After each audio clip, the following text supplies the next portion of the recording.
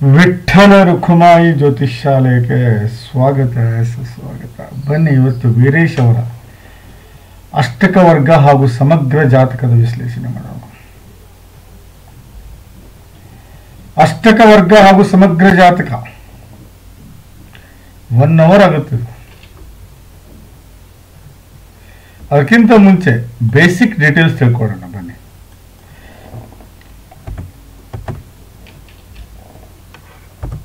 ವೀರೇಶ್ ಅವರ basic detail ತಿಳ್ಕೊಳ್ಳೋಣ.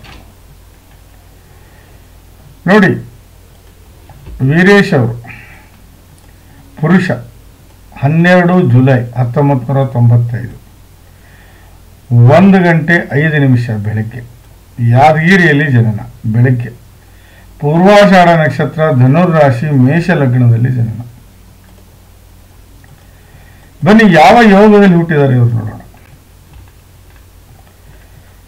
ಇಂದ್ರ ಯೋಗದಲ್ಲಿ ಹುಟ್ಟಿದ್ದಾರೆ, ಮಹೀಂದ್ರ ಯೋಗದಲ್ಲಿ. ನೋ ಪ್ರಾಬ್ಲಮ್, ಒಳ್ಳೆ ಯೋಗನೇ, ಅವರಲ್ಲಿ ಯಾವುದೇ ತೊಂದರೆ ಇಲ್ಲ. ಬನ್ನಿ, ಹಾಗಾದರೆ ಇದು ಜಾತಕ. ಇಲ್ಲಿ ಹೇಗೆ 12 ಭಾವಗಳಿದಾವೋ ಇಲ್ಲೂ 12 ಭಾವ ಇದಾವೆ. ನೋಡಿ, ಇಲ್ಲೇನಿದೆ, ಇಲ್ಲಿ ಗ್ರಹಗಳ ಸ್ಥಿತಿಯನ್ನು ನೋಡ್ಬೋದು ನಾವಿಲ್ಲಿ. ಕರೆಕ್ಟಾ? ಅದೇ ರೀತಿ ಇಲ್ಲೇ ಅದರ ಬದಲಿ ಪಾಯಿಂಟ್ಸ್ ಇದೆ. ಈ ಪಾಯಿಂಟ್ಸ್ ಅನ್ನ ನೀವು ನೋಡಿ, ಫಾರ್ ಎಕ್ಸಾಂಪಲ್ ಪಾಯಿಂಟ್ಸ್ ಇದೆ ನೋಡಿ. ಈ ಪಾಯಿಂಟ್ಸ್ ಏನಿದಾವಲ್ಲ, ಅದ್ರ ಪ್ರಕಾರ ಕ್ಯಾಲ್ಕುಲೇಷನ್ ಮಾಡ್ಬೇಕು ನಾವು. ಪಾಯಿಂಟ್ಸ್ ಪ್ರಕಾರ ಕ್ಯಾಲ್ಕುಲೇಷನ್ ಮಾಡ್ಬೇಕಂದ್ರೆ ಅದನ್ನ ಲಗ್ನ ಕುಂಡ್ಲಿ ಜೊತೆ ಕಂಪೇರ್ ಮಾಡಬೇಕು. ನೋಡಿ, 1ನೇ ಭಾವದಲ್ಲಿ ಕೇತು, ಒಳ್ಳೆಯದಲ್ಲ. ಅದು 37 ಡಿಗ್ರಿ ಇದೆ, ಇದು ಒಳ್ಳೆಯದಲ್ಲ. 1ನೇ ಭಾವ ಒಳ್ಳೆಯದಲ್ಲ ಅಂತ ಅರ್ಥ. ಬನ್ನಿ, ಹಾಗಾದರೆ 1 ನೀವು ನಿಮ್ಮ ವ್ಯಕ್ತಿತ್ವ, 2 ವ್ಯವಹಾರ, 3 ಪರಾಕ್ರಮ, 4 ನಿಮ್ಮ ತಾಯಿ ಹಾಗೂ ಪ್ರಾಪರ್ಟಿ, 5 ವಿದ್ಯೆ, 6 ಕಷ್ಟ, 7 ದಾಂಪತ್ಯ, 8 ಶತ್ರು, 9 ಭಾಗ್ಯ, 10 ಕೆಲಸ, 11 ಲಾಭ, 12 ವಿದೇಶಿ ಪ್ರಯಾಣ. ಯಾವುದೇ ಗ್ರಹ ಇರಲಿ, 0 to 6 ಆಗಲಿ ಅಥವಾ 24 to 29 ಆಗಲಿ ಇದ್ರೆ ಲಾಭ ಸಿಗಲ್ಲ. 6 ರಿಂದ 24, ಸಾರಿ, ಅದು ಇದಕ್ಕೆ ಅಪ್ಲೈ ಆಗುತ್ತೆ. ಎದಕ್ಕೆ? ಲಗ್ನ ಕುಂಡ್ಲಿಗೆ. ಇಲ್ಲೇ ಪಾಯಿಂಟ್ಸು 18 ರಿಂದ 22 ಇದೆ ಅಂದರೆ 50% ಅಂತ ಅರ್ಥ. 24 ರಿಂದ 28 ಇದೆ ಅಂದರೆ 80% ಅಂತ ಅರ್ಥ. ಅಬೌವ್ 28 ಇದ್ರೆ, ಅಬೌವ್ 28% ಇದ್ರೆ ಪಾಯಿಂಟ್ಸು 100% ಅಂತ ಅರ್ಥ. ಅಂದರೆ ಫಾರ್ ಎಕ್ಸಾಂಪಲ್ 37 100%, 33 100%, 29 100%, 29 100%, 27 ಆಲ್ಮೋಸ್ಟ್ ಆಲ್, ಹೀಗೆ 31 100%. ಈ ರೀತಿ ಇಲ್ಲಿ ಕ್ಯಾಲ್ಕುಲೇಷನ್ ಮಾಡ್ತೇವೆ. ಬಟ್ ಲಗ್ನ ಕುಂಡ್ಲಿಯಲ್ಲಿ ಹಂಗಾಗೋದಿಲ್ಲ. ಲಗ್ನ ಕುಂಡ್ಲಿಯಲ್ಲಿ ಹಂಗಾಗೋದಿಲ್ಲ. ಲಗ್ನ ಕುಂಡ್ಲಿಯಲ್ಲಿ ನೋಡಿ, 0 to 6 ಇದ್ರೆ ಅದು 0 to 10 ಇಯರ್ಸ್ ಅಂತ ಅರ್ಥ. 24 to 29 ಅಂದರೆ ಅದು 65 ರಿಂದ 100 ವರ್ಷ ಅಂತ ಅರ್ಥ.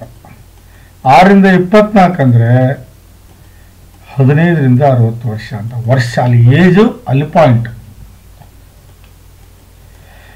ನೋಡಿ, ಇದನ್ನ ಬಾಲ್ಯಾವಸ್ಥೆ ಅಂತ ಕರಿತೀವಿ, ಇದನ್ನ ವೃದ್ಧಾಪ್ಯಾವಸ್ಥೆ ಅಂತ ಕರಿತೀವಿ, ಇದನ್ನ ಯೌವನಾವಸ್ಥೆ ಅಂತ ಕರಿತೀವಿ.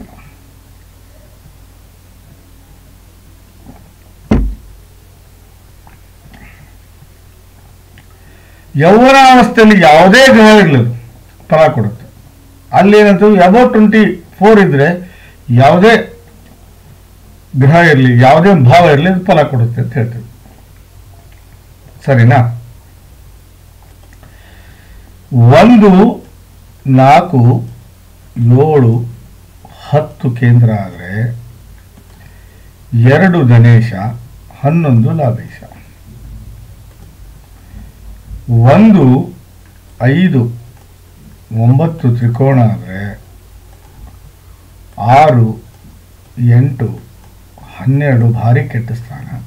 3 50-50 ಅಂತ ಹೇಳ್ತೀವಿ ನಾವು.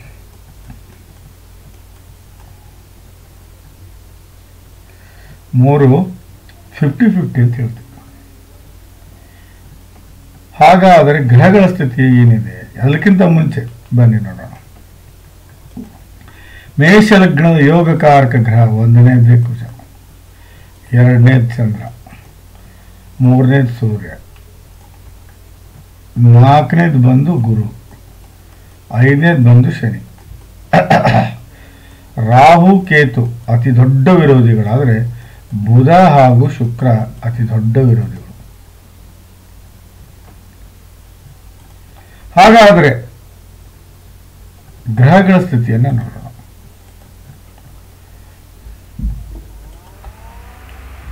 ವಕ್ರೀಯ ಗುರು,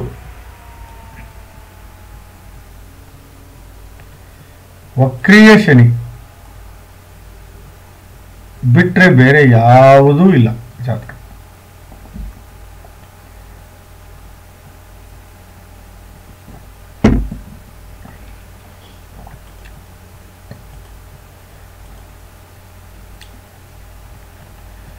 ಬನ್ನಿ, ಹಾಗಾದರೆ ಕೇಂದ್ರದಲ್ಲಿ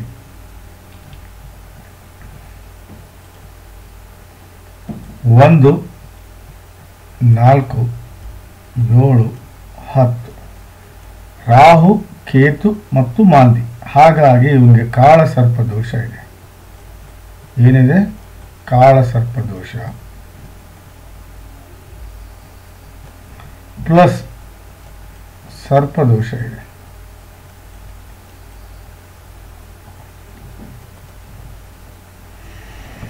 ಸೊ ಇವನ ವ್ಯಕ್ತಿತ್ವ ಹೇಗಿರುತ್ತೆ ಹೇಳ್ತೀನಿ ನೋಡಿ. ಇವೊಂದು ವ್ಯಕ್ತಿತ್ವ ಅಷ್ಟು ಹೇಳ್ಕೊಳ್ಳುವಷ್ಟು ಚೆನ್ನಾಗಿರೋದಿಲ್ಲ.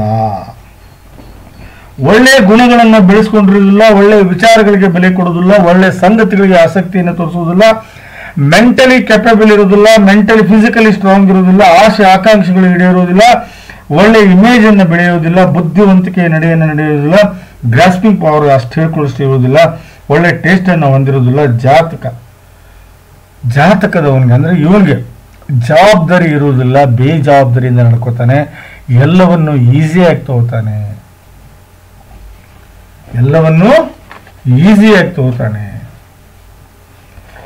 ವಿಪರೀತ ಕಷ್ಟಗಳನ್ನ ನೋಡ್ತಾನೆ, ವಿಪರೀತ ಸಾಲವನ್ನ ಮಾಡ್ಕೋತಾನೆ, ಜಗಳ ಜಾಪತ್ರೆಯಿಂದ ಜೀವನ ಕೂಡಿರುತ್ತೆ, ವಿರೋಧಿಗಳು ಉಟ್ಕೋತಾರೆ, ಆರೋಗ್ಯದ ಸಮಸ್ಯೆ ಕಾಡುತ್ತೆ, ಮನೆಯಲ್ಲಿ ಹೊಂದಾಣಿಕೆ ಇಲ್ದಂಗಾಗುತ್ತೆ, ವಿವಾದಗಳಿಗೆ ಗುರಿ ಆಗ್ತಾನೆ, ಅಪವಾದವನ್ನು ಹೊತ್ಕೋತಾನೆ, ಕೋರ್ಟು ಕಚೇರಿ ಅಡ್ಡಾಡ್ತಾನೆ, ಎಲಬು ಕೀಳುಗಳ ತೊಂದರೆ ಅನುಭವಿಸ್ತಾನೆ, ತಂದೆ ವ್ಯವಹಾರದಲ್ಲಿ ಏರಾಪೇರಿ ಮಾಡ್ಕೋತಾನೆ, ತಂದೆ ವ್ಯವಹಾರ ಏರಾಪೇರಿ ಆಗುತ್ತೆ, ಕೆಟ್ಟ ಘಟನೆಗಳಲ್ಲಿ ಜೀವಕ್ಕೆ ಅಪಾಯ ಇದೆ, ಆಕ್ಸಿಡೆಂಟ್ನಲ್ಲಿ ಜೀವಕ್ಕೆ ಅಪಾಯ ಇದೆ, ರೋಗದಿಂದ ಜೀವಕ್ಕೆ ಅಪಾಯ ಇದೆ, ಜಗಳ ಹೊಡೆದಾಟದಿಂದ ಜೀವಕ್ಕೆ ಅಪಾಯ ಇದೆ, ಬಹಳ ಕೆಟ್ಟ ಸಮಯ ನೋಡ್ತಾನೆ, ಹೆಂಡತಿಯ ತಾಯಿ ಜೊತೆಗೆ ಹೊಂದಾಣಿಕೆ ಆಗೋದಿಲ್ಲ, ವಿಪರೀತ ಸಂಕಷ್ಟಕ್ಕೆ ಈಡಾಗ್ತಾನೆ. ನಾನು ಮಾತಾಡ್ತಾ ಇರೋದು 1ನೇ ಭಾವ.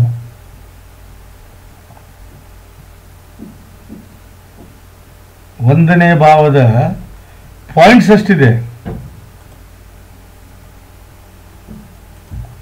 1ನೇ ಭಾವದ ಪಾಯಿಂಟ್ಸ್ ಎಷ್ಟಿದೆ ನೋಡಿ, 37 ಇದೆ.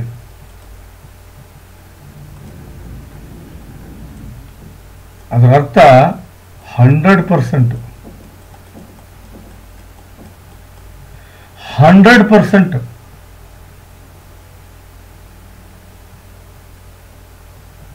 ಎಷ್ಟು?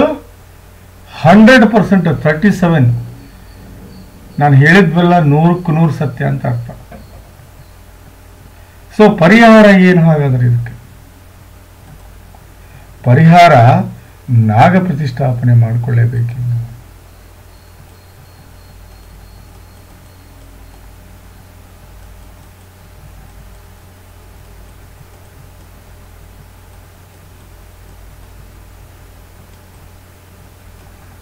ನಾಗ ಪ್ರತಿಷ್ಠಾಪನೆ ಮಾಡಿಕೊಳ್ಳೇಬೇಕು.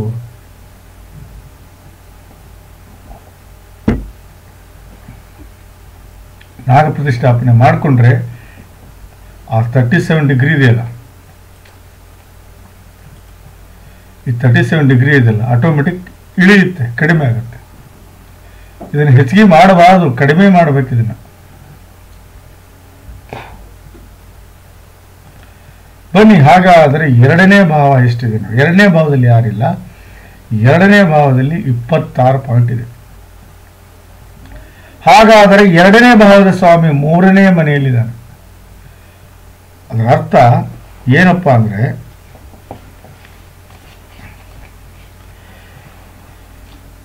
ಅದರ ಅರ್ಥ ಏನು ಅಂದ್ರೆ, ಯಾವುದೇ ವ್ಯವಹಾರ ನೆಟ್ಟಿಗೆ ಮಾಡಲ್ಲ ಇವನು, ಯಾವುದೂ ನೀಟಾಗಿ ಆಗುವುದಿಲ್ಲ. ಬಿಹೇವಿಯರ್ನಲ್ಲಿ ವ್ಯತ್ಯಾಸ ಕಾಣಬಹುದು, ಕೆಟ್ಟ ಹ್ಯಾಬಿಟ್ಸ್ ಅನ್ನು ಕಲಿಬಹುದು, ಕೆಟ್ಟ ನಡವಳಿಕೆಯನ್ನ ಕಲ್ಕೋಬಹುದು, ದುಡ್ಡಿನ ಒಳಹರಿವು ಹೊರಹರಿವು ಬಹಳ ವ್ಯತ್ಯಾಸ ಬರುತ್ತೆ. ಸಂಬಂಧಿಗಳಿಗೆ ಸಹಾಯ ಮಾಡುವುದಿಲ್ಲ, ಸಂಬಂಧಿಗಳಿಂದ ಸಹಾಯ ತಗೊಳ್ಳೋದಿಲ್ಲ, ಹೊಂದಾಣಿಕೆ ಬದುಕು ಬಹಳ ಕಷ್ಟ ಆಗುತ್ತೆ. ಹಣವನ್ನು ಸೇವ್ ಮಾಡುವುದಿಲ್ಲ, ಊಟದ ವಿಚಾರದಲ್ಲಿ ಸ್ವಚ್ಛಂದ ಇಲ್ಲ, ಹೊಂದಾಣಿಕೆ ಬದುಕು ಬಹಳ ಕಷ್ಟ ಆಗುತ್ತೆ. ಪರಿವಾರದ ಸ್ಥಿತಿ ಬಹಳ ಕೆಟ್ಟಕ್ಕೆ ಹೋಗುತ್ತೆ. ಇನಿಷಿಯಲಿ ಬಹಳ ಒಳ್ಳೆ ಸ್ಟೂಡಿಯಸ್ ಆಗಿರುವುದಿಲ್ಲ, ಮಾತಿನಲ್ಲಿ ವಚನತ್ವ ಇರುವುದಿಲ್ಲ, ಮಾತಿನಲ್ಲಿ ಸತ್ಯಾಂಶ ಇರುವುದಿಲ್ಲ, ಮಾತಿನಲ್ಲಿ ಪ್ರಜ್ಞಾವಂತಿಕೆ ಇರುವುದಿಲ್ಲ, ಸಂಸ್ಕಾರ ಹಾಗೂ ನೆಮ್ಮದಿ ಹಾಗೂ ಸುಸಂಸ್ಕೃತ ಜೀವನವನ್ನು ಮಾಡುವುದಿಲ್ಲ. 80%.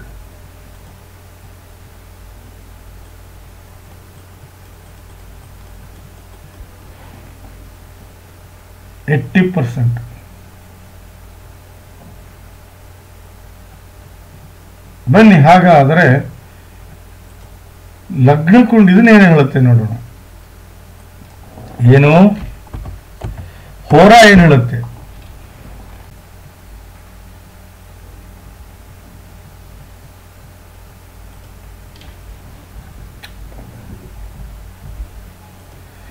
ಚಂದ್ರ, ಸೂರ್ಯ, ಕುಜ, ಗುರು, ಶನಿ 5 ಜನ ಕರ್ಕ ಲಗ್ನದಲ್ಲಿದ್ದಾರೆ. ಒಂದನೇ ರೂಲ್ಸ್ ಏನಪ್ಪಾ ಅಂದ್ರೆ, ಕರ್ಕ ಲಗ್ನದಲ್ಲಿ ಸಿಂಹ ಲಗ್ನಕ್ಕಿಂತ ಹೆಚ್ಚಿಗೆ ಗ್ರಹಗಳಿರಬೇಕು ಅಂತ. ಇಲ್ಲೇ ನೋಡಿ, 1ನೇ ಭಾವದ ಸ್ವಾಮಿ ಇದ್ದಾನೆ, 2ನೇ ಭಾವದ ಸ್ವಾಮಿ ಇದ್ದಾನೆ, 4 ಮತ್ತು 9ನೇ ಭಾವದ ಸ್ವಾಮಿ, 5 ಮತ್ತು 10ನೇ ಭಾವದ ಸ್ವಾಮಿ ಇದ್ದಾನೆ, ಪ್ಲಸ್ 9ನೇ ಭಾವದ ಸ್ವಾಮಿ ಇದ್ದಾನೆ. ಇದರ ಅರ್ಥ, ಇವ ಹೆಂಡತಿಯಿಂದ ಇಲ್ಲ ಮಕ್ಕಳಿಂದ ಆಸ್ತಿಯನ್ನು ನೋಡ್ತಾನೆ ಅಂತ ಅರ್ಥ. ಆಸ್ತಿ ಹಾಗೂ ದುಡ್ಡನ್ನು ನೋಡ್ತಾನೆ. ಇವನು ಮದುವೆ ಆದ್ಮೇಲೆ ಸ್ವಲ್ಪ ಸುಧಾರಿಸಬಹುದು ಅಂತ ಶಾಸ್ತ್ರ ಹೇಳ್ತಾ ಇದೆ. ಮದುವೆ ಆದ್ಮೇಲೆ ಇವ ಸುಧಾರಿಸಬಹುದು ಹೆಂಡತಿಯ ಜಾತಕದ ಸಪೋರ್ಟ್ನಿಂದ ಅಂತ ಹೇಳ್ತಾ ಇದೆ ಶಾಸ್ತ್ರ. ಮಾಡ್ಕೊಳ್ಳೋಳು ಬಹಳ ಉತ್ತಮವಾದಂತಹ ಜಾತಕ ಹೊಂದಿದೊಳಗಿದ್ರೆ 100ಕ್ಕೆ 100 ಒಳ್ಳೆ ಆಸ್ತಿ ಹಾಗೂ ಒಳ್ಳೆ ದುಡ್ಡನ್ನ ಮಾಡ್ಕೊತಾನೆ. ಹೌದು, ಅದರಲ್ಲಿ ಯಾವುದೇ ಸಂಶಯ ಇಲ್ಲ. 100%. ಮಕ್ಕಳು ಇಲ್ಲ ಹೆಂಡತಿಯಿಂದ ಇವನು ಪಡ್ಕೋತಾನೆ ಅಂತ ಶಾಸ್ತ್ರ ಹೇಳ್ತಾ ಇದೆ. ಬನ್ನಿ, 3ನೇ ಭಾವಕ್ಕೆ ಹೋಗೋಣ.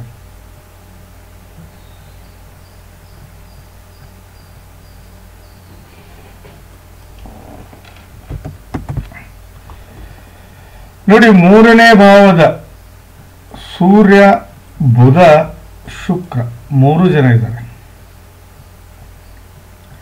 3ನೇ ಭಾವದ ಫಲ ಬಹಳ ಒಳ್ಳೇದು ಸಿಗುತ್ತೆ, ಅದರಲ್ಲಿ ಯಾವುದೇ ಸಂಶಯ ಇಲ್ಲ. ಅಕ್ಕ ತಂಗಿ, ಅಣ್ಣ ತಮ್ಮ, ಕಸಿನ್ ಜೊತೆ ಒಳ್ಳೆ ಸಂಬಂಧ ಇರುತ್ತೆ. ಪರಾಕ್ರಮಿ ಆಗಿರ್ತಾನೆ, ಧೈರ್ಯಶಾಲಿ ಆಗಿರ್ತಾನೆ, ಮುನ್ನುಗ್ತಾನೆ, ಯಾವುದಕ್ಕೂ ಹಿಂಜರಿಯುವುದಿಲ್ಲ. ಆಟಗಳಲ್ಲಿ ವಿಪರೀತ ರುಚಿಯನ್ನು ತೋರಿಸ್ತಾನೆ. ಬಾಡಿಯಲ್ಲಿ ಒಳ್ಳೆ ಸ್ಟ್ರೆಂತ್ ಇರುತ್ತೆ. ಕೆಲಸದ ಕೆಪಾಸಿಟಿ ಎಕ್ಸ್ಟ್ರಾರ್ಡಿನರಿ ಇರುತ್ತೆ. ಹಾರ್ಡ್ ವರ್ಕರ್ ಆಗಿರ್ತಾನೆ. ಕಾಂಪಿಟೇಷನ್ ಅಂತ ಬಂದರೆ ಗೆಲುವು ಇವಂದೇ ಆಗಿರುತ್ತೆ. ಬರವಣಿಗೆ ಹಾಗೂ ಸಾಹಿತ್ಯ ಕಲೆಯಲ್ಲಿ ಆಸಕ್ತಿಯನ್ನು ತೋರಿಸ್ತಾನೆ. ಮಾತಿನಲ್ಲಿ ಸೋಲೋದಿಲ್ಲ. ಟ್ಯಾಲೆಂಟ್ ಅನ್ನು ಯಾವಾಗ ಹೇಗೆ ಪ್ರೆಸೆಂಟ್ ಮಾಡಬೇಕು ಅನ್ನೋದು ಗೊತ್ತಿರುತ್ತೆ. ಬಹಳ ಪ್ರಯತ್ನಶೀಲರಾಗಿರ್ತಾನೆ. ಕೋರ್ಟು ಕಚೇರಿಯಲ್ಲಿ ಗೆಲುವು ಸಾಧಿಸ್ತಾನೆ. ತಿರುಗಾಟದಲ್ಲಿ ಲಾಭವನ್ನು ಪಡಿತಾನೆ. ಇದು 3ನೇ ಭಾವದ ಫಲ. ಇಲ್ಲಿ ವಸುಮತಿ ಯೋಗ ಆಗುತ್ತೆ.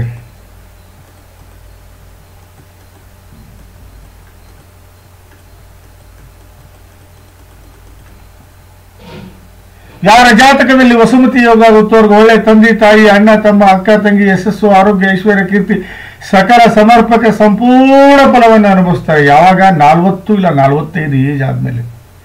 ಅಂದರೆ ಹೆಂಡತಿ ಇಲ್ಲ ಮಕ್ಕಳಿಂದ ಇವನು ಸುಖ ಪಡಿತಾನೆ ಅನ್ನೋದ್ರಲ್ಲಿ ಯಾವುದೇ ಸಂಶಯ ಬೇಡ.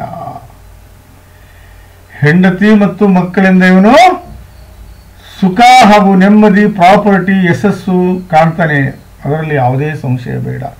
40 ಇಲ್ಲ 45 ಏಜ್ ಆದಮೇಲೆ ಅಲ್ಲಿವರೆಗೂ ಏನೂ ಇಲ್ಲ, ಜೀರೋ.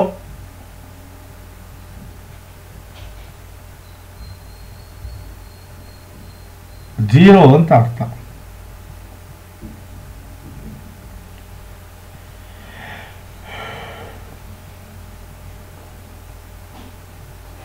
ಬನ್ನಿ, ಹಾಗಾದರೆ ಮೂರನೇ ಭಾವದ ಡಿಗ್ರಿ ಎಷ್ಟಿದೆ ನೋಡೋಣ, ಅದರ ಪಾಯಿಂಟ್ಸ್ ಎಷ್ಟಿದೆ ನೋಡೋಣ. 29 ಇದೆ. ಅಂದರೆ ಪಾಸಿಟಿವ್ 100% ಅಣ್ಣ ತಮ್ಮ ಅಕ್ಕ ತಂಗಿ, ಅಂದರೆ ವಸುಮತಿ ಯೋಗ 100% ಆಕ್ಟಿವೇಟ್ ಆಗುತ್ತೆ ಅಂತ ಅರ್ಥ. ಇದರ ಅರ್ಥ ಏನು? ವಸುಮತಿ ಅಂದರೆ 40 ಇಲ್ಲ 45 ಏಜ್ ಆದಮೇಲೆ ಒಳ್ಳೆ ಏಳಿಗೆಯನ್ನು ಕಾಣ್ತಾನೆ, ಒಳ್ಳೆ ಯಶಸ್ಸನ್ನು ಕಾಣ್ತಾನೆ ಅಂತ ಅರ್ಥ. ಹಾಗಾದರೆ ದ್ರಕ್ಕಾಣ ಏನು ಹೇಳುತ್ತೆ ನೋಡೋಣ ಬನ್ನಿ. ದ್ರಕ್ಕಾಣ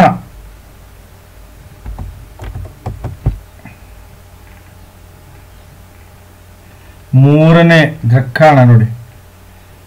ಮೂರನೇ ಭಾವವನ್ನು ನೋಡಬೇಕಂದ್ರೆ ಇದನ್ನೇ ನೋಡಬೇಕು ನೋಡಿ. ಮೂರನೇ ಭಾವದ ಸ್ವಾಮಿ ಮೂರನೇ ಮನೆಯಲ್ಲೇ ಇದ್ದಾನೆ. ಶುಕ್ರ ರಾಹು ಪೀಡಿತನಾಗಿದ್ದಾನೆ.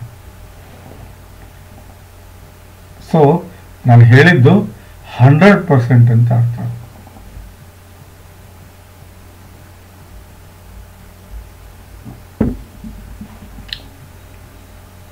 ನಾನು ಹೇಳಿದ್ದು 100% ಅಂತ. ಮೂರನೇ ಭಾವ ವಸುಮತಿ ಯೋಗದಿಂದ ಇವನು ಏಳಿಗೆ ಆಗ್ತಾನೆ. ಅದು ಬಿಟ್ಟರೆ ಮದುವೆ ಆಗಿ ಮಕ್ಕಳಾಗುವವರೆಗೂ ಇವನು ಏಳಿಗೆಯನ್ನು ಕಾಣಲ್ಲ ಅಂತ ಶಾಸ್ತ್ರ ಹೇಳ್ತಾ ಇದೆ. ಬನ್ನಿ, ಹಾಗಾದರೆ ಚತುರ್ಥ ನೋಡಿ, 1, 2, 3ನೇ ಭಾವ. ಮೂರನೇ ಭಾವದ ಸ್ವಾಮಿ ಶುಕ್ರ. ಶುಕ್ರ ತನ್ನ ಸ್ವಂತ ಮನೆಯಲ್ಲಿದ್ದಾನೆ. ರಾಹು ಪೀಡಿತನಾಗಿದ್ದಾನೆ. ಅದನ್ನು ರಾಗ ಪ್ರತಿಷ್ಠಾಪನೆ ಮಾಡೋದ್ರಿಂದ ಇವನು ಗ್ಯಾರಂಟಿ ಸುಧಾರಿಸ್ತಾನೆ ಅನ್ನೋದರಲ್ಲಿ ಯಾವುದೇ ಸಂಶಯ ಇಲ್ಲ. ಬನ್ನಿ, 4ನೇ ಭಾವ. ಯಾರೂ ಇಲ್ಲ. ಈ ಮನೆಯ ಸ್ವಾಮಿ 9ನೇ ಭಾವದಲ್ಲಿದೆ ನೋಡಿ. ಹಾಗಾದರೆ 4ನೇ ಭಾವ 27 ಡಿಗ್ರಿ ಇದೆ. ಇದರ ಅರ್ಥ ಏನು ಅಂದರೆ, ಇಲ್ಲಿ 4ನೇ ಭಾವದ ಫಲವನ್ನು ಸಂಪೂರ್ಣವಾಗಿ ಅನುಭವಿಸ್ತಾನೆ ಅಂತ ಅರ್ಥ. 4ನೇ ಭಾವದ ಫಲವನ್ನು ಅನುಭವಿಸ್ತಾನೆ.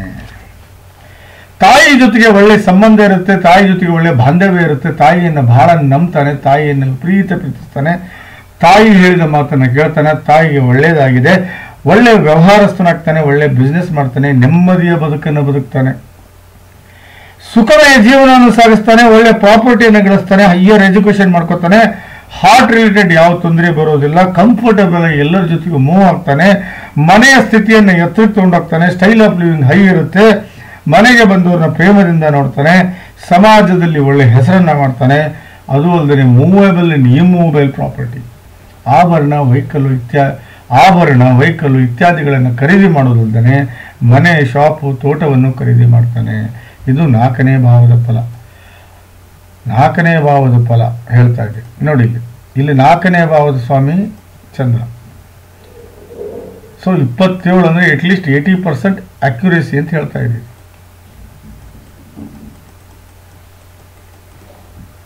ಎಷ್ಟು? 80% ಅಕ್ಯುರೇಸಿ ತೋರಿಸ್ತಾ ಇದೆ. ಹಾಗಾದರೆ ಸೂಕ್ಷ್ಮ ಜಾತಕ ಯಾವುದು? ಡಿವಿಷನಲ್ ಚಾರ್ಟ್ಸ್ ಏನು ಹೇಳುತ್ತೆ ನೋಡೋಣ.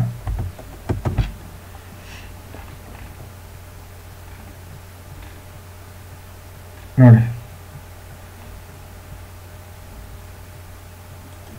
4ನೇ ಭಾವದ ಸ್ವಾಮಿ ಶುಕ್ರ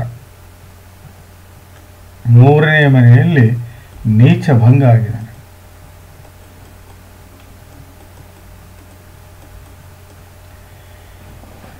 ನೋಡಿ, ಒಂದು ಏನೋ ಇದ್ರು ಹೆಂಡತಿ ಮತ್ತು ಮಕ್ಕಳ ಮೇಲೆ ಡಿಪೆಂಡ್ ಇವರು. ಭಾವ 3 ಚತುರ್ಥಾಂಶದಲ್ಲಿಯೂ ವಸುಮತಿ ರಾಜಯೋಗ ಜನರೇಟ್ ಆಗಿದೆ. ಬುಧನಿಂದ ಶುಕ್ರ ನೀಚ ಭಂಗ ಆಗಿದ್ದಾನೆ. ಮಾಡ್ತಾನೆ, ಇಲ್ಲ ಅಂತಲ್ಲ, ಮಕ್ಕಳಾಗ್ಬೇಕು. ಹೆಂಡತಿ ಇಲ್ಲ, ಮಕ್ಕಳಿಂದ. ಇವನೇನೇ ಸುಖ ಕಾಣಬೇಕಂದ್ರೂ ಹೆಂಡತಿ ಮತ್ತು ಮಕ್ಕಳಿಂದ ಮಾತ್ರ ಅಂತ ಶಾಸ್ತ್ರ ಹೇಳ್ತಾ ಇದೆ. ಇಲ್ಲೂ ಅದನ್ನೇ ಹೇಳ್ತಾ ಇದೆ. ಬುಧ ಶುಕ್ರನನ್ನು ನೀಚ ಭಂಗ ಮಾಡಿದ್ದಾನೆ ಭಾವ 4ರಲ್ಲಿ. ಹಾಗಾದರೆ 5ನೇ ಭಾವ ಏನು ಹೇಳುತ್ತೆ ನೋಡೋಣ ಬನ್ನಿ.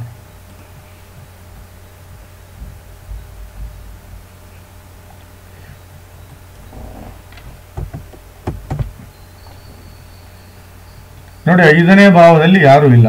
ಹಾಗಾಗಿ ನಾನು ಸೀದಾ ಇದಕ್ಕೆ ಹೋಗ್ತೇನೆ.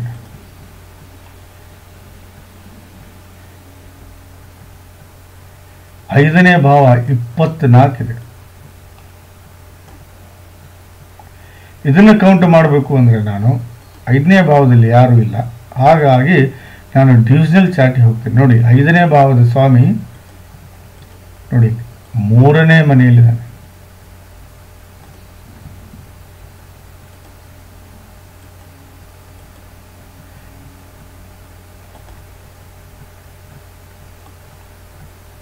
ನೋಡಿ, 3ನೇ ಮನೆಯಲ್ಲಿದ್ದಾನೆ 5ನೇ ಭಾವದ ಸ್ವಾಮಿ.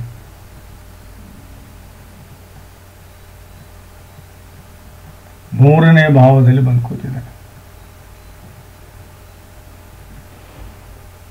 ಒಳ್ಳೆ ಎಜುಕೇಶನ್ ಸಿಗುವುದಿಲ್ಲ, ಒಳ್ಳೆ ದಾಂಪತ್ಯವನ್ನು ಅನುಭವಿಸುವುದಿಲ್ಲ, ಒಳ್ಳೆ ಸೆಕ್ಸುವಲ್ ಲೈಫನ್ನು ಎಂಜಾಯ್ ಮಾಡುವುದಿಲ್ಲ. ಹುಟ್ಟುವಂತ ಮಕ್ಕಳು ಬುದ್ಧಿವಂತ, ನೀತಿವಂತ, ಪ್ರಜ್ಞಾವಂತ ಮಕ್ಕಳು ಹುಟ್ಟುವುದಿಲ್ಲ. ಒಳ್ಳೆ ಕೆಟ್ಟ ಪಾಪ್ಯುಲಾರಿಟಿ ಬೀಳುತ್ತೆ, ಯಾವ ಟ್ಯಾಲೆಂಟು ಇರುವುದಿಲ್ಲ. ಪ್ರೀತಿ ಪ್ರೇಮದಲ್ಲಿ ಮೋಸ ಹೋಗ್ತೀಯಾ, ಯಾವುದೇ ಕಾಂಪಿಟೇಷನ್ ಎಕ್ಸಾಮ್ ಪಾಸ್ ಆಗೋದಿಲ್ಲ. ಸುಖ ಶಾಂತಿಯಿಂದ ಬದುಕನ್ನು ನಡೆಸೋದಿಲ್ಲ. ಕಷ್ಟಗಳು ಕೂಡಿರುತ್ತೆ. ಸಾಧನೆ ಮಾಡೋದಿಲ್ಲ. ಒಳ್ಳೆಯ ಗುಣಗಳನ್ನು ಬೆಳೆಯುವುದಿಲ್ಲ. ಕೆಟ್ಟ ಪಬ್ಲಿಕ್ ಇಮೇಜನ್ನು ಹೊಂದತಿ. ಸುಸಂಸ್ಕೃತ ಜೀವನವನ್ನು ಮಾಡೋದಿಲ್ಲ ಅಂತ ಶಾಸ್ತ್ರ ಹೇಳ್ತಾ ಇದೆ.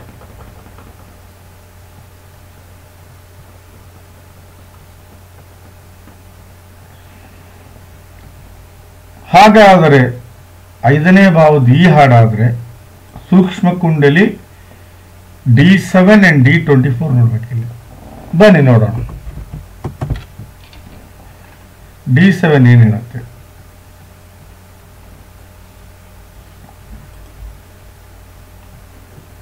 D7 5ನೇ ಭಾವದಲ್ಲಿ ರಾಹು ಇದ್ದಾನೆ, ನೀಚ ರಾಹು. 5ನೇ ಭಾವದಲ್ಲಿ ಗ್ರಹಣ ದೋಷ ಆಗಿದೆ. 5ನೇ ಭಾವದ ಸ್ವಾಮಿ 9ನೇ ಮನೆಯಲ್ಲಿದ್ದಾನೆ.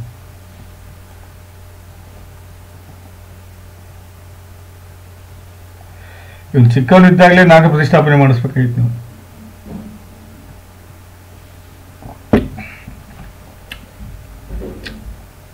ಇವನು ಚಿಕ್ಕವನಿದ್ದಾಗಲೇ ನಾಗ ಪ್ರತಿಷ್ಠಾಪನೆ ಮಾಡಿಸಿದ್ರೆ ಇಷ್ಟು ಕೆಟ್ಟ ರಿಸಲ್ಟ್ ಇವು ನೋಡ್ತಿರ್ಲಿಲ್ಲ. ನೋಡಿ, ನೀಚ ರಾಹು, ಗ್ರಹಣ ದೋಷ. 5ನೇ ಭಾವದ ಯಾವ ಫಲವನ್ನು ಇವನು ಪಡೆಯುವುದಿಲ್ಲ. ಅದು ಎಷ್ಟು ಪರ್ಸೆಂಟೇಜ್ ಪಡೆಯುವುದಿಲ್ಲ ಅನ್ನೋದನ್ನ ಶಾಸ್ತ್ರ ಇಲ್ಲಿ ನೋಡಿ, 60%, 60 to 70%. ಯಾಕಂದ್ರೆ ಕುಜ 9ನೇ ಮನೆಯಲ್ಲಿದ್ದಾನೆ. ತೋರಿಸ್ತೀನಿ ಬನ್ನಿ ಇಲ್ಲಿ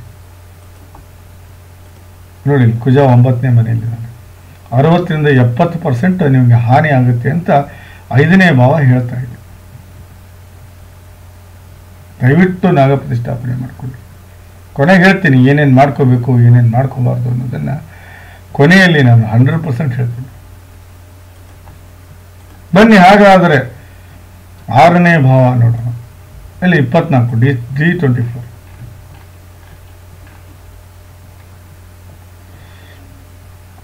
ಐದನೇ ಭಾವದ ಸ್ವಾಮಿ ಶುಕ್ರ.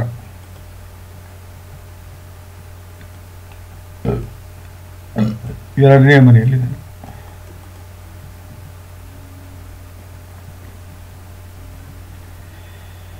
ಶತ್ರುವಿಶಾಶ ಎಜುಕೇಶನ್ ಬಗ್ಗೆ.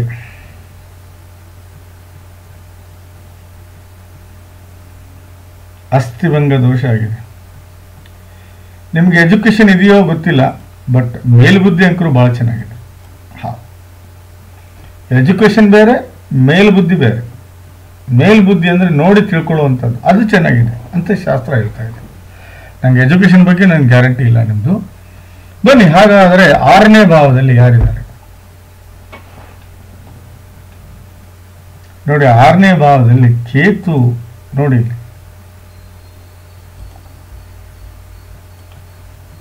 This is not good sir. 6ನೇ ಭಾವ ಇದು.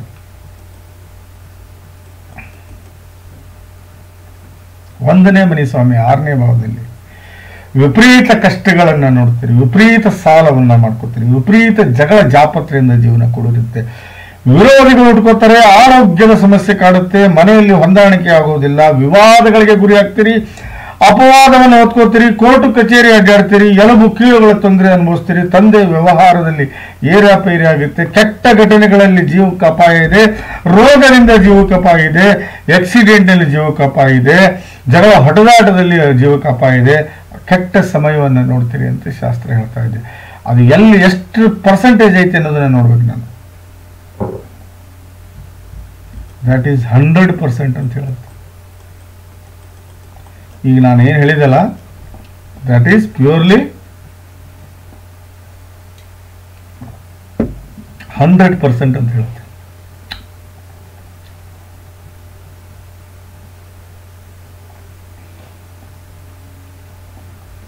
ಪ್ಯೂರ್ಲಿ 100%. ಹಾಗಾದ್ರೆ ಸೂಕ್ಷ್ಮ ಕುಂಡಲಿಗೆ ಏನು ನೋಡಬೇಕು? ತ್ರಿಶಾಂಶ ನೋಡಬೇಕು.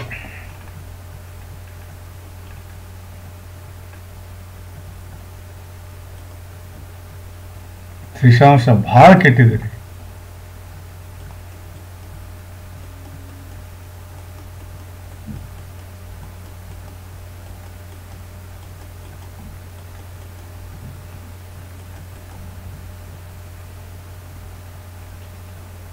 ಲಗ್ನೇಶನ್ ನೋಡಿದ್ರೆ ಇದನ್ನು ಹಾಕ್ಬೇಕು ನೋಡಿ. ತ್ರಿಶಾಂಶ 100%. ನಾನು ಈಗ ಹೇಳಿದ್ನಲ್ಲ 6ನೇ ಭಾವದ ಫಲ ಸಂಪೂರ್ಣವಾಗಿ ಅನುಭವಿಸ್ತೀರಿ ಅಂತ ಹೇಳ್ತಾ ಇದೆ ಶಾಸ್ತ್ರ. ಬನ್ನಿ ಹಾಗಾದರೆ 7ನೇ ಭಾವದ ಫಲವನ್ನು ನೋಡೋಣ. 7ನೇ ಭಾವದಲ್ಲಿ ರಾಹು ಇದ್ದಾನೆ, 33% ಇದೆ. ಬನ್ನಿ ಹಾಗಾದರೆ ಜಾತಕ ಏನು ಹೇಳುತ್ತೆ ನೋಡೋಣ.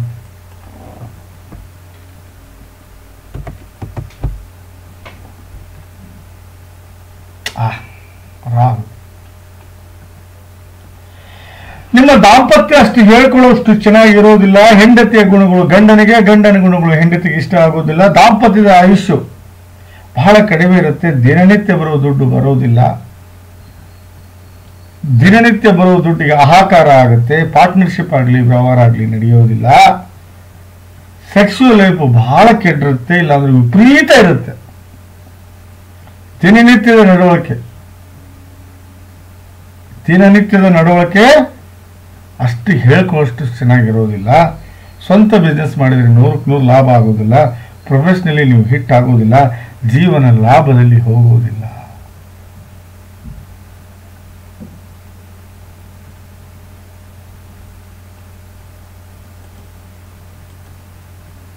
ಎಷ್ಟು ಪರ್ಸೆಂಟೇಜ್?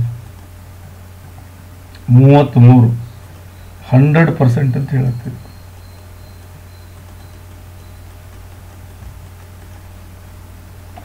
ಹಾಗಾದರೆ ನವಮಾಶ ಏನು ಹೇಳುತ್ತೆ ನೋಡೋಣ ಬನ್ನಿ. 7ನೇ ಭಾವವನ್ನು ನವಮಾಂಶದಿಂದ ನೋಡ್ತೀವಿ. ಯಾವುದು? ನವಮಾಂಶದಿಂದ ನೋಡ್ತೀವಿ. ಇಲ್ಲದೆ ನೋಡಿ, ಇದೆ ನವಮಾಂಶ. ಲಗ್ನದಲ್ಲೇ ಶನಿ ಸೆಟ್. 1ನೇ ಭಾವದ ಸ್ವಾಮಿ ಚಂದ್ರ 2ನೇ ಮನೆಯಲ್ಲಿ. 5ನೇ ಭಾವದ ಸ್ವಾಮಿ 7ನೇ ಮನೆಯಲ್ಲಿ. 7ನೇ ಭಾವದ ಸ್ವಾಮಿ ಶನಿ 1ನೇ ಮನೆಯಲ್ಲಿ. 9ನೇ ಭಾವದ ಸ್ವಾಮಿ 4ರಲ್ಲಿ. ನಾನೇನು ಹೇಳಿದೆ ನಿಮಗೆ? ಪ್ಯೂರ್ಲಿ ನೀವು ಹೆಂಡತಿ ಕೂಡ ಹೆಂಗೆ ನಡ್ಕೋತಿರೋ ಗೊತ್ತಿಲ್ಲ, ಹೆಂಡತಿ ಮಾತ್ರ ಒಳ್ಳೆ ಸಿಗ್ತಾಳೆ. ಇದು ಕಟ್ಟಿಟ್ಟ ಬುದ್ಧಿ. ಹೌದು, ಹೆಂಡತಿ ಮಾತ್ರ ಬಹಳ ಒಳ್ಳೆಯವರು ಸಿಗ್ತಾಳೆ, ಇದರಲ್ಲಿ ಯಾವುದೇ ಸಂಶಯ ಇಲ್ಲ. ನಿಮ್ಮ ನವಮಾಶ ಹೇಳ್ತಾ ಇದೆ ಅವಳಿಂದನೇ ನೀವು ಉದ್ಧಾರ ಆಗ್ತೀರಾ ಅಂತ. ಬಟ್ ನಿಮ್ಮ ಪ್ರಕಾರ ಹೋದ್ರೆ ನಿಮ್ಮ ದಾಂಪತ್ಯ ಸರಿ ಇರೋದಿಲ್ಲ.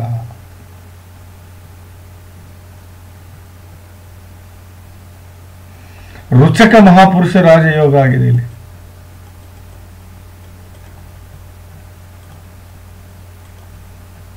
ಬಟ್ ನಿಮ್ಮ ಜಾತಕದ ಪ್ರಕಾರ ನೀವು ಸರಿಯಾದಂತಹ ದಾಂಪತ್ಯವನ್ನು ನಡೆಸಲ್ಲ. ಅವರಿಗೆ ಹೆಂಡತಿ ಬರುವವಳೇನಿದ್ದಾಳಲ್ಲ 100% ಒಳ್ಳೆ ಹೆಂಡತಿ ಸಿಗ್ತಾಳೆ, ಎಲ್ಲವನ್ನು ನಿಭಾಯಿಸ್ಕೊಂಡು ಹೋಗುವಷ್ಟು ಶಕ್ತಿಯುತ ಆಗಿರ್ತಾಳೆ, ಎಲ್ಲವನ್ನು ತೂಗಿಕೊಂಡು ಹೋಗುವಂಥವಳು ಇರ್ತಾಳೆ, ಎಲ್ಲವನ್ನು ಎತ್ತಿಕೊಂಡು ಹೋಗುವಂಥವಳು ಇರ್ತಾಳೆ.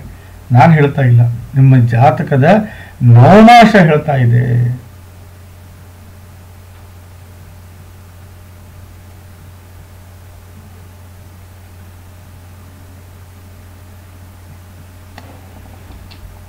ಬನ್ನಿ, 8ನೇ ಭಾವ 25 ಡಿಗ್ರಿ ಇದೆ.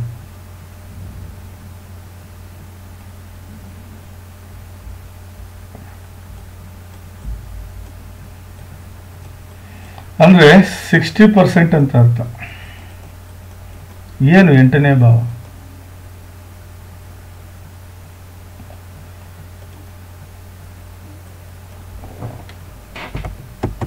ನೋಡಿ, ಇದು 8ನೇ ಭಾವ.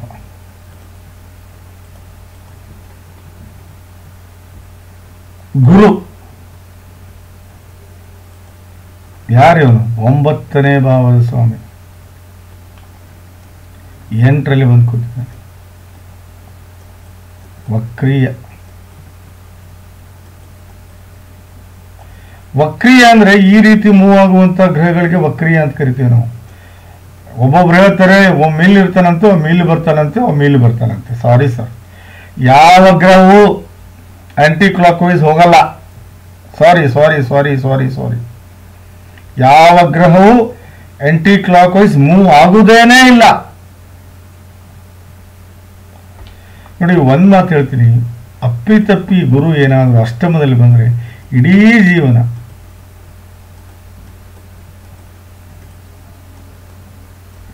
ಸಂಘರ್ಷಮಯವಾಗಿರುತ್ತೆ. ಓಡಾಡಿರ್ತೀರಿ ನೀವು. ಗುರುಬಲ ಸಿಗಲ್ಲ ನಿಮಗೆ. ಹೊಡೆದಾಟ, ಜಗಳ, ಕಿರಿಕಿರಿ, ಕೆಟ್ಟವರ ಸವಾಸ, ಓಸಿ, ಇಸ್ಪೇಟು, ಡ್ರಿಂಕ್ಸು,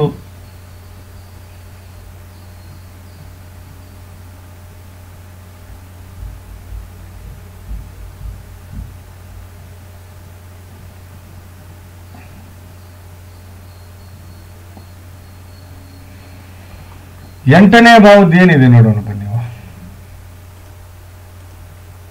25 ಇದೆ. It means 60%, 60 to 70.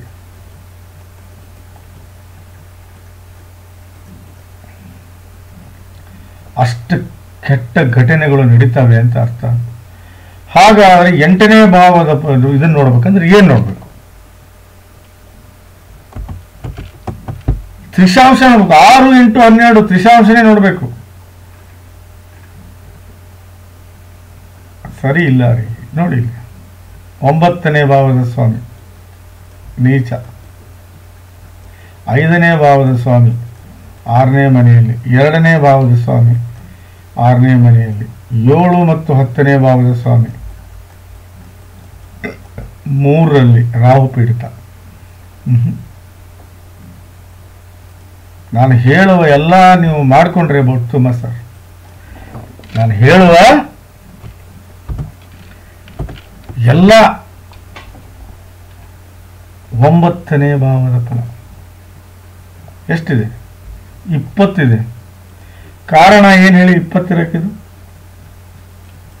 50% ನಿಮ್ಮ ಫ್ಯೂಚರ್. ಕಾರಣ ಏನು ಗೊತ್ತಾ ನಿಮಗೆ? ಕಾರಣ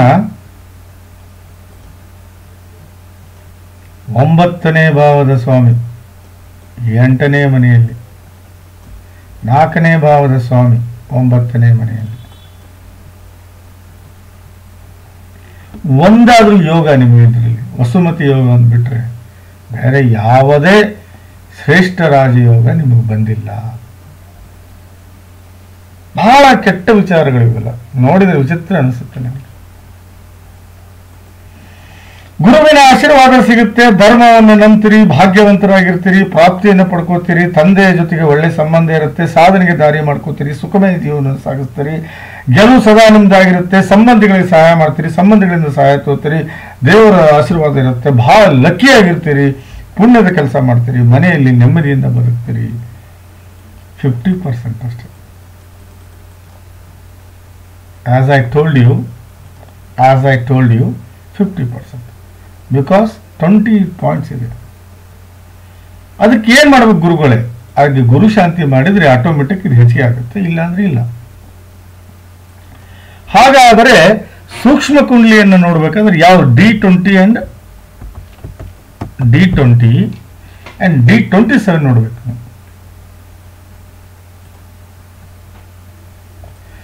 D20 ನೋಡಿ, 9ನೇ ನೋಡಿ ಪರಿವರ್ತನಾ ರಾಜಯೋಗ ಆಗಿದೆ D20ಯಲ್ಲಿ. ಅಂದ್ರೆ ಇದರ ಅರ್ಥ ನಿಮ್ಮ ತಂದೆ ಕೃಪೆ ಬಹಳ ಇದೆ ನಿಮಗೆ ಅಂತ. ತಂದೆಯ ಕೃಪೆ, ತಂದೆ ನಿಮ್ಮ ಬಗ್ಗೆ ಬಹಳ ಚಿಂತಿಸ್ತಾರೆ ಅಂತ ಅರ್ಥ. 9ನೇ ಭಾವದ ಸ್ವಾಮಿ ನೀಚನಾಗಿದ್ದಾನೆ ನೋಡಿ D27 ಅಲ್ಲಿ. ಎರಡೂ ನೋಡಬೇಕು, ವಂಶನೂ ನೋಡಬೇಕು, ಭವಂಶದಲ್ಲಿ ನೀಚ 9ನೇ ಮನೆ ಸ್ವಾಮಿ, ವಿಷಾಂಶದಲ್ಲಿ ಓಕೆ. ಅವರ ಅರ್ಥ ಸ್ಟಾರ್ಟಿಂಗ್ ಅಲ್ಲಿ ನೀವು ಬಹಳ ಸಫರ್ ಆಗ್ತೀರಿ, ಆಮೇಲೆ ಸರಿ ಹೋಗ್ತೀರಿ ಅಂತ ಅರ್ಥ. ಸ್ಟಾರ್ಟಿಂಗ್ ಅಲ್ಲಿ ವಿಪರೀತ ಸಫರ್ ಆಗ್ತೀರಿ, ಮುಂದೆ ಜೀವನ ಏಳಿಗೆ ಆಗುತ್ತೆ ಅಂತ ಅರ್ಥ. ಸರ್ ದಯವಿಟ್ಟು ಮದುವೆ ಮಾಡ್ಕೊಳ್ಳಿ, ಯಾಕಂದ್ರೆ ನಿಮ್ದು ನವಮಾಸ ಚೆನ್ನಾಗಿದೆ. ಲಗ್ನ ಕುಂಡಲಿಯ ಕನ್ನಡಿ ಅಂದ್ರೆ ನವಮಾಸ. ಹೌದು, ಲಗ್ನ ಕುಂಡಲಿಯ ಸಂಪೂರ್ಣ ರಿವರ್ಸ್ ಅಂದ್ರೆ ಸೆಕೆಂಡ್ ಪಾರ್ಟ್ ನವಮಾಸ. ಬನ್ನಿ ಹಾಗಾದ್ರೆ 10ನೇ ಭಾವದ ಫಲವನ್ನು ನೋಡೋಣ. ಏನಿದೆ? 29 ಇದೆ.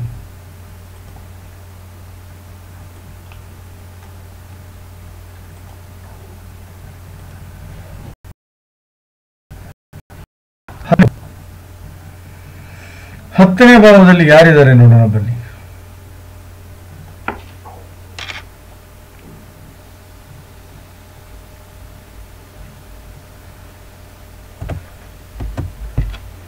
ಮಾಂದಿ ಇದ್ದಾನೆ. 10ನೇ ಭಾವದ ಸ್ವಾಮಿ 12ನೇ ಮನೆಯಲ್ಲಿದ್ದಾನೆ ವಕ್ರಿಯನಾಗಿ. ಇದರ ಅರ್ಥ ಏನು ಅಂದ್ರೆ 10 ಮತ್ತು 11 ಎರಡು 11ನೇ ಮನೆ ಸ್ವಾಮಿನ ಅವನೇ. 10 ಮತ್ತು 11ನೇ ಭಾವದ ಫಲ ನಿಮ್ಗೆ ಸಿಗುವುದಿಲ್ಲ ಅಂತ ಅರ್ಥ.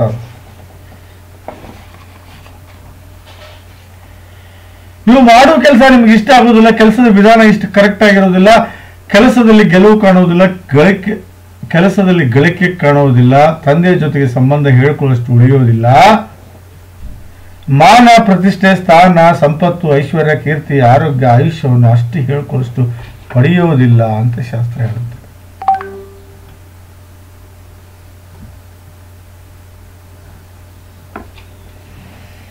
ಅಕ್ಕ ತಂಗಿಯರ ಜೊತೆಗೆ ಒಳ್ಳೆಯ ಸಂಬಂಧ ಇರುವುದಿಲ್ಲ, ಜೀವನವನ್ನು ಲಾಭದಲ್ಲಿ ತಗೊಂಡೋಗುವುದಿಲ್ಲ, ಸಣ್ಣ ಪುಟ್ಟ ರೋಗಗಳಿಂದ ಬಳಲುತ್ತೀರಿ, ಆಸೆ ಆಕಾಂಕ್ಷೆಗಳು ಇರುವುದಿಲ್ಲ, ಸಣ್ಣ ಪುಟ್ಟ ತಿರುಗಾಟದಿಂದ ಲಾಭ ಆಗುವುದಿಲ್ಲ, ಹಂತ ಹಂತವಾಗಿ ಬೆಳೆಯುವುದಿಲ್ಲ, ಹಂತ ಹಂತವಾಗಿ ಗ್ರೋತ್ ಆಗುವುದಿಲ್ಲ, ದುಡ್ಡು ಆಭರಣವನ್ನು ಗಳಿಸುವುದಿಲ್ಲ, ಹಣವನ್ನು ಸೇವ್ ಮಾಡುವುದಿಲ್ಲ, ಬ್ಯಾಂಕ್ ಬ್ಯಾಲೆನ್ಸ್ ಮೇಂಟೈನ್ ಮಾಡೋಲ್ಲ, ಒಳ್ಳೆಯ ಮಿತ್ರರು ನಿಮ್ಮ ಜೊತೆಗೆ ಇರುವುದಿಲ್ಲ. ಇದು 11ನೇ ಭಾವದ ಫಲ. ಹಾಗಾದ್ರೆ ಏನ್ ನೋಡ್ಬೇಕು ನಾನು? D10 ನೋಡ್ಬೇಕು.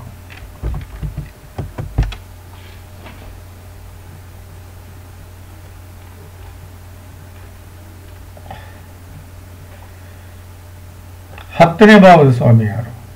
ಶುಕ್ರ.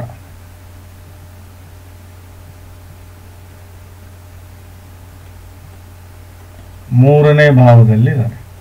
ಇದರರ್ಥ ಯಾವುದೇ ನಿಮಗೆ ಕೆಲಸ ಆಗಲಿ ಯಶಸ್ಸಾಗಲಿ ಯಾವುದೂ ನಿಮಗೆ ಬೇಗ ಸಿಗಲ್ಲ ಅಂತ ಅರ್ಥನೇ.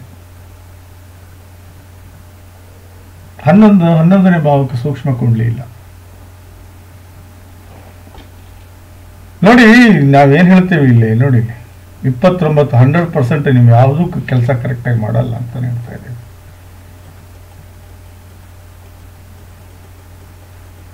ಯಾವ ಕೆಲಸನೂ ಬೇಗ ಮಾಡಲ್ಲ, ಅಷ್ಟು ಲಾಭನೂ ಆಗೋದಿಲ್ಲ, ಅಷ್ಟು ವ್ಯಯನೂ ಮಾಡ್ತೀರಿ ಅಂತ. ಶನಿ 12ನೇ ಮನೆಗೆ ಬಂದಿದ್ದಾನೆ, 10ನೇ ಭಾವದ ಸ್ವಾಮಿ. ಸೊ ಇಲ್ಲಿ 1ನೇ ಭಾವ ಕೆಟ್ಟಿದೆ, 2ನೇ ಭಾವ ಕೆಟ್ಟಿದೆ, 3ನೇ ಭಾವ ಓಕೆ, 4ನೇ ಭಾವ ಓಕೆ, 5ನೇ ಭಾವನೂ ಓಕೆ. ಕಾರಣ ಇಷ್ಟೇ, ಮದುವೆ ಆದ ಮೇಲೆ 6ನೇ ಭಾವ ಕೆಟ್ಟಿದೆ, 7ನೇ ಭಾವ ಕೆಟ್ಟಿದೆ, ಅಷ್ಟಮ ಕೆಟ್ಟಿದೆ, 9 ಓಕೆ, ಸ್ವಲ್ಪ ಓಕೆ, 10 ಕೆಟ್ಟಿದೆ, 11 ಕೆಟ್ಟಿದೆ, 12 ಕೆಟ್ಟಿದೆ. ನೋಡಿ 4, 5 ಮತ್ತು 9 ಇವು 3 ಬಿಟ್ಟರೆ ಬೇರೆ ಎಲ್ಲ ಭಾವಗಳು ಕೆಟ್ಟಿದ್ದಾರೆ. ಇಡೀ ಜಾತಕ ಪರಿಶೀಲನೆ ಮಾಡಿದರೆ ನಿಮಗೆ ಸಿಗೋದೇ ಇಷ್ಟು, ಏನು ನೀವು ಮದುವೆ ಆದ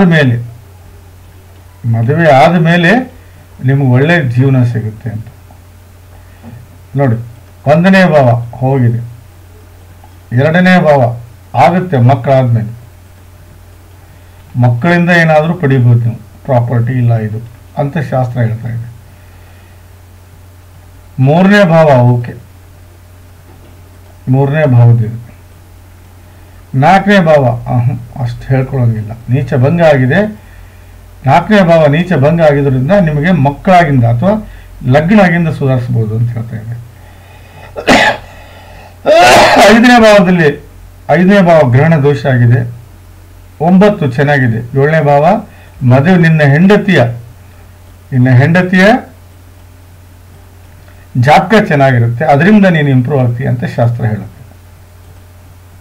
ಅದೇ ರೀತಿ ಕೆಲಸದ ವಿಚಾರವಾಗಿ ಅಷ್ಟು ಹೇಳ್ಕೊಳ್ಳೋಷ್ಟು ಕೆಲಸ ಆಗೋದಿಲ್ಲ.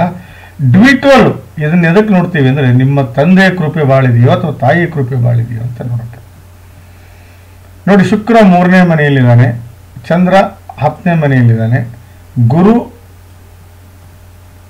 7ನೇ ಮನೆಯಲ್ಲಿ ಸ್ವಂತ ಮನೆಯಲ್ಲಿರೋದ್ರಿಂದ 100% ಇಲ್ಲೇ ಹಂಸ ಮಹಾಪುರುಷ ರಾಜವು ಜನರೇಟ್ ಆಗೋದ್ರಿಂದ 100% ತಂದೆ ಕೃಪೆ ಬಾಳಿದೆ ನಿನಗೆ ಅಂತ ಅರ್ಥ. ಸರಿ, ನೆಕ್ಸ್ಟ್ 20 ನೋಡಿದ್ದೀನಿ. 16 ನೀನು ಎಂಜಾಯ್ ಮಾಡ್ತೀಯ ಜೀವನದಲ್ಲಿ ಅಂತ ನೋಡೋಕ್ಕೆ. 11ನೇ ಮನೆ ಸ್ವಾಮಿ 4ನೇ ಮನೆಯಲ್ಲಿದ್ದಾನೆ, 4ನೇ ಮನೆ ಸ್ವಾಮಿ 3ನೇ ಮನೆಯಲ್ಲಿದ್ದಾನೆ. ಜೀವನವನ್ನು ಅಷ್ಟು ಹೇಳ್ಕೊಳ್ಳೋಷ್ಟು ನೀನು ಮೇಲೆ ತೊಗೊಂಡು ಹೋಗಲ್ಲ ಅಂತ ಶಾಸ್ತ್ರ ಹೇಳ್ತಾ ಇದೆ. ಇರೋದನ್ನೇ ಹೇಳ್ಬೇಕು, ನಾನು ಬೇರೆ ಏನು ಹೇಳಿದ್ರು ನಡೆಯಲ್ಲ ಸ್ವಾಮಿ. ನೋಡಿ ನಿಮ್ಮ ತಾಯಿಯ ಹಿಂದಿನ 7 ಜನ್ಮದ ಪೂರ್ವಜರು ನಿಮಗೆ ಎಷ್ಟು ಸಹಕಾರಿಯಾಗಿದ್ದಾರೆ ಅನ್ನೋದನ್ನು ಇದರಿಂದ ನೋಡಬೇಕಾಗುತ್ತೆ. ನೋಡಿ ಇಲ್ಲಿ 1ನೇ ಮನೆ ಸ್ವಾಮಿ ಅಂದರೆ ಶುಕ್ರನ್ ನೋಡಬೇಕು, ಇಲ್ಲಿ ಶುಕ್ರ ಮತ್ತು ಚಂದ್ರನ್ ನೋಡಬೇಕು. ಸೊ ನಿಮ್ಮ ತಾಯಿಯ ಹಿಂದಿನ ಪೂರ್ವಜರದ್ದು 100% ಪುಣ್ಯ ನಿಮಗೆ ಸಿಕ್ಕಿದೆ ಅಂತ ಅರ್ಥ ಇದೆ. ವೀರೇಶ್ ಅವರೇ, ನಿಮ್ಮ ತಾಯಿಯ ಹಿಂದಿನ 7 ಜನ್ಮದ ಪೂರ್ವಜರಿಂದ ನಿಮಗೆ 100% ಪುಣ್ಯ ಸಿಕ್ಕಿದೆ ಅಂತ ಹೇಳುತ್ತೇನೆ ನಾನು. ಹಾಗೆ ಅದೇ ರೀತಿ ಕೇವಲ ಅಂಶ ಆಯಿತು, ಅಕ್ಷಬದೇ ಅಂಶ, ಅದನ್ನ ನಿಮ್ಮ ತಂದೆಯ 3ನೇ ಮನೆಯಲ್ಲಿದ್ದಾನೆ ಪ್ಲಸ್ ಗುರು 4ನೇ ಮನೆಯಲ್ಲಿದ್ದಾನೆ. ಹಾಗಾಗಿ 50% ಪುಣ್ಯ ಸಿಕ್ಕರೆ ಇಲ್ಲಿ ನಿಮ್ಮ ತಂದೆಯ ಪೂರ್ವಜರಿಂದ 50% ಅಷ್ಟೇ ಪಾಪವು ಸಿಕ್ಕಿದೆ ಅಂತ ಅರ್ಥ ಆಗಿದೆ. ಷಷ್ಟಾಂಶ ನೋಡಬಾರ್ದು D60, ಯಾಕಂದ್ರೆ 1 ನಿಮಿಷ ಏನಾದರೂ ಏರಾಪೇರಿ ಆದರೆ ತಪ್ಪಾಗುತ್ತೆ. ಹೋದ ಜನ್ಮದಲ್ಲೂ ನೀವು ಗಂಡಸಾಗಿ ಹುಟ್ಟಿದ್ರಿ, ಬಟ್ ಸರ್ಕಾರಿ ನೌಕರಿಯಲ್ಲಿದ್ರಿ. ಹೋದ ಜನ್ಮದಲ್ಲಿ ನೀವು ಸರ್ಕಾರಿ ನೌಕರಿಯಲ್ಲಿದ್ರಿ ಅಂತ ಶಾಸ್ತ್ರ ಹೇಳುತ್ತೆ. ಬನ್ನಿ, ಹಾಗಾದರೆ ಯಾವ ದಶೆಯಲ್ಲಿ ನಡೀತಾ ಇದ್ದೀರಿ ನೀವು ಅದನ್ನು ನೋಡಿ.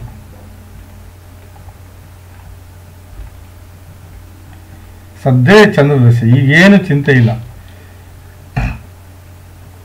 ನನ್ನ ಪ್ರಕಾರ ಚಂದ್ರನ ಒಬ್ಬನ್ ಬಿಟ್ಟು ಉಳಿದ 8 ಗ್ರಹಗಳ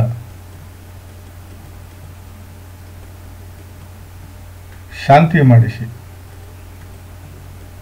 ಆಕಳ ದಾನ ಮಾಡಿ.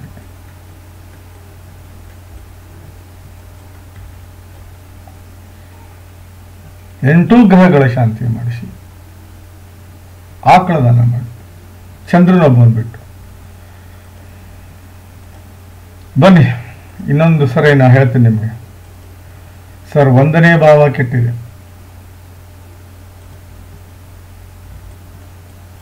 2ನೇ ಭಾವ ಕೆಟ್ಟಿದೆ, 3ನೇ ಭಾವ ಕೆಟ್ಟಿದೆ, 4ನೇ ಭಾವ ಬೇಡ ಇದೆ, 6ನೇ ಭಾವ ಕೆಟ್ಟಿದೆ, 7ನೇ ಭಾವ ಹೆಂಡತಿ ಬಂದ ಮೇಲೆ ಚಲೋ ಆಗುತ್ತೆ, 8ನೇ ಭಾವ ಕೆಟ್ಟಿದೆ, 9ನೇ ಭಾವಕ್ಕೆ 10 ಕೆಟ್ಟಿದೆ, 11 ಕೆಟ್ಟಿದೆ, 12 ಕೆಟ್ಟಿದೆ. ನಿಮ್ಗೆ ಚೆನ್ನಾಗಿರೋದು ಇದೊಂದು ಇದೊಂದು ಇದೊಂದು. ಸೊ ದಯವಿಟ್ಟು ನಾನು ಹೇಳುವ ಎಲ್ಲ ಶಾಂತಿಯನ್ನು ಮಾಡ್ಕೊಂಡಿದ್ದಕ್ಕೆ ಆದರೆ 100% ಜೀವನದಲ್ಲಿ ಸಕ್ಸಸ್ ಹೊಂತೀರಾ ಅಂತ ಹೇಳ್ತಾ ಈ ಜಾತಕದ ವಿಶ್ಲೇಷಣೆ ಮುಗಿಸ್ತಾ ಇದ್ದೀನಿ. ನಮಸ್ಕಾರ.